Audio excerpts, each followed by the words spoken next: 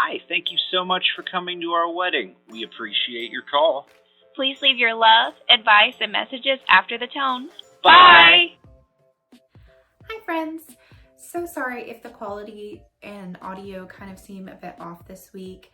My camera is having some issues, so I'm recording with my phone, so hopefully you'll be able to hear me, see me, everything just fine. This week we're talking about Fetephone. Fetephone is a guestbook alternative that allows you to have audio recordings of your guests. You could do this for weddings, birthdays, really any event that you want to. They have a couple options where you get a physical phone that you set up with a greeting, or your guests can call a number and they will hear your greeting that way. I used a Fetephone at my wedding to be my guest book, and I got several recordings. I love you! This is Taylor. I just want to say I love you both dearly and keep being awesome. Hey Bethany, it's Becca. I'm so happy for y'all. I'm so happy I got to come be part of your special day. I hope y'all have a wonderful life together. I love you. Those are just a couple of my favorite, but I would say a good bit of my guests actually use the guest book. I know that's always a concern, is that people won't see the guest book or that people will just kind of pass it by and not want to do it. I had a lot of people tell me that they loved the fact that my guest book was so unique and different. I'd say at least a third of the guests participated, if not more. And I know that that might seem like not that many, but I've been to weddings and I've forgotten to sign the guest book, so I know how easy it is to slip people's minds. If you're going to do a unique guest book, regardless of if it's with Fetephone or not, I would say to tell your bridesmaids and let them be your advocates to tell people out on the dance floor, hey, have you gone and done the guest book yet? Hey, have you gone and recorded your audio? Did you know that the phone was a guest book? Because I had this big sign that I made on Canva that if you guys want a tutorial for, I'll totally make one. But I made this big sign and stood it up by the phone, and when you first walk in and you're walking around the groom's table and things like that, you were able to see the phone. But I feel like not everybody is going to pay attention to that. A lot of people are just there to try and find their seat and watch you get married and then eat some food, grab some cake, and have a good time. So some people aren't even thinking about that. I had a photo booth, a lot going on. So make sure that you have someone that is designated to be your advocate for your guest book. While I really enjoyed having my Fetephone and having these recordings of people that I know will not always be around, which is one of the main reasons why I chose to have an audio guest book, was to have something other than their signatures. Alongside my Fetephone, I also had a traditional guest book so that some of the older individuals who really couldn't figure out the phone. I can't sit and show everyone how to work the phone because, you know, you're greeting everybody, you're trying to have fun at your wedding. So I wanted to give them an alternative that they could use to still sign the guest book.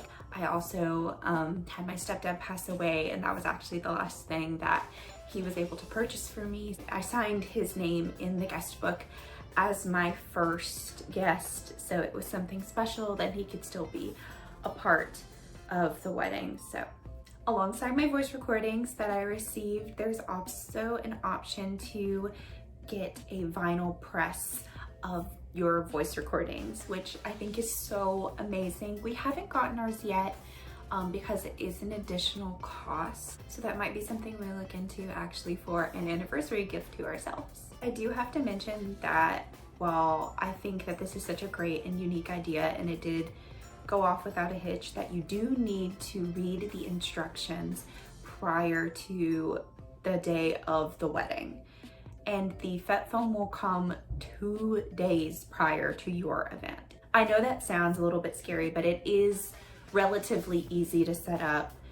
You just plug the Fetephone into the wall, you wait for the green light to stop flashing, and then once you pick up your Fetephone, you'll be walked through the instructions. It comes with a little pamphlet and an email that will tell you how to set everything up. So I didn't find that process hard, but I was panicking a little bit that 2 days to the wedding was when I was going to have to set it up. And on that note, you also have only 2 days to return the Fetephone. So if you are like us and the next day you're going to get on a plane to go off and be on your honeymoon, have someone that is trusted send your Fetephone back. For us, that was my mother and father-in-law. Thank you, by the way. We were in a panic and didn't know where the phone was for a little while, and then they found it because it was in somebody's car, and they wound up sending it back.